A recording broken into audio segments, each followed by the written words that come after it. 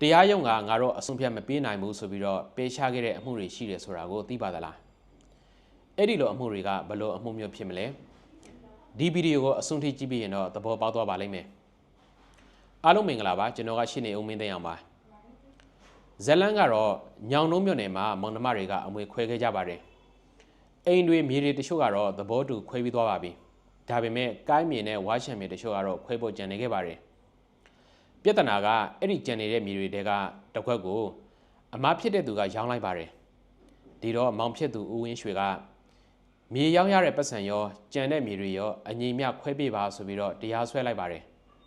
တရလိုဖြစ်တဲ့မောင်ဖြစ်သူကဘာပြောတယ်လဲဆိုတော့ဒါတွေကမိဘအမွေမြေတွေဖြစ်တယ်အားလုံးအတူတူပါနေဒါကြောင့်၄ပုံပုံပြီးတော့တပုံကျွန်တော်ကိုပေးပါဆိုပြီးတော့တရားရုံးမှာတင်ပြခဲ့ပါတယ်တရားပြန်ဖြစ်တဲ့အမဖြစ်သူဘက်ကရှိပါတာကအရင်အေးကြီးပါတယ်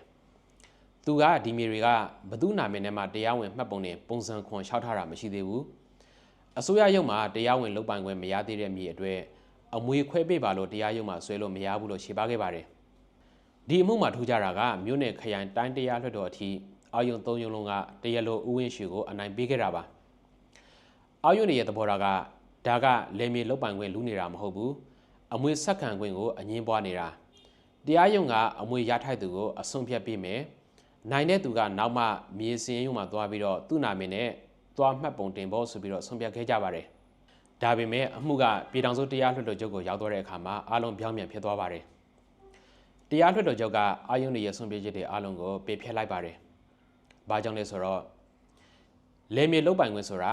လက်ထက်မှာထားပြီးစိုက်ယူနေမပြီးပါဘူးအစိုးရဌာနကတရားဝင်လေယာလုပ်ပိုင်ခွင့်လက်မှတ်ပုံစံခွန်ထုတ်ပေးထားမှတရားဝင်ဖြစ်ပါတယ်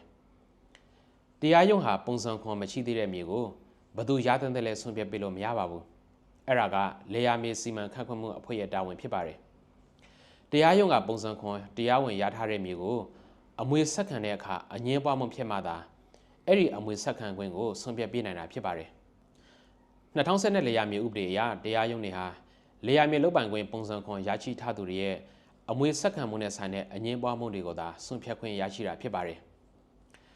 အခုဒီမှုမှာဆိုရင်အငင်းပွားတဲ့မြေနဲ့ပတ်သက်လို့လေယာမြေလုပ်ပိုင်ခွင့်ပုံစံခွန်မရှိတဲ့အတွက်ကြောင့်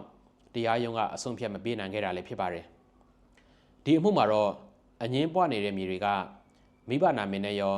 သားသမီးနာမည်နဲ့ပါပုံစံခွန်မရရှိသေးပါဘူးတရားလွှတ်တော်ချုပ်ကသုံးသပ်တာကတော့မြေမရှိဘဲနဲ့လှဲမောင်းတယ်လို့ဖြစ်နေတယ်ဆိုတဲ့သဘောပါပဲအရင်ဆုံးအဲ့ဒီမြေတွေကိုဘယ်သူကပုံစံခွန်ရမလဲဆိုတာကိုသက်ဆိုင်ရာရုံးတွေမှာအရင်ဖြေရှင်းရပါမယ်ပုံစံခွန်ရလာမှသာအဲ့ဒီလုပ်ပိုင်ခွင့်ကိုအမွေခွဲဖို့တရားရုံးမှာလာဆွဲလို့ရပါမယ်အခုကအရှိခံဖြစ်တဲ့လုပ်ပိုင်ခွင့်ကိုယ်တိုင်ကဘသူစီမှာမှတရားဝင်မရှိသေးတဲ့အတွက်ကြောင့်အဲ့ဒီမရှိသေးတဲ့အခွင့်အရေးကိုအမွေခွဲပေးပါလို့တရားရုံးမှာတိုင်ကြားလို့မရဘူးဆိုပြီးတော့တရားလိုရဲ့အမှုကိုပတ်လက်လိုက်ပါတယ်ဒါကြောင့်ဒီစီရင်ထုံးကနေကျွန်တော်တို့သိလိုက်ရတဲ့အဓိကအချက်ကဘာဖြစ်မလဲကိုယ့်ရဲ့မိဘဘိုးဘွားတွေစီကလေယာမြေတွေကိုအမွေဆက်ခံတဲ့အခါမှာအကယ်၍အငင်းပွားမှုဖြစ်လာလို့တရားရုံးရဲ့အဆုံးဖြတ်ကိုယူမယ်ဆိုရင်အဲ့ဒီလေယာမြေတွေဟာတရားဝင်လုပ်ပိုင်ခွင့်ပုံစံခွန်ရှိနေဖို့လိုအပ်ပါတယ်ပုံစံခွန်မရှိတဲ့လေယာမြေအမွေကိစ္စကိုတရားရုံးကကြားနာစီရင်နိုင်မှာမဟုတ်ဘူးဆိုတဲ့အကြောင်းကိုဒီနေ့ဥပဒေဗဟုသုတအနေနဲ့မျှဝေပေးလိုက်ပါတယ်ဒီဇလန်ကို2015မြန်မာနိုင်ငံတရားစီရင်ထုံးဒေါ်ခင်ဆွေမြင့်နဲ့ဦးရင်းရွှေပါသုံးတရားမပြင်ဆင်မှုကိုအဓိကထားတင်ပြခဲ့တာပါ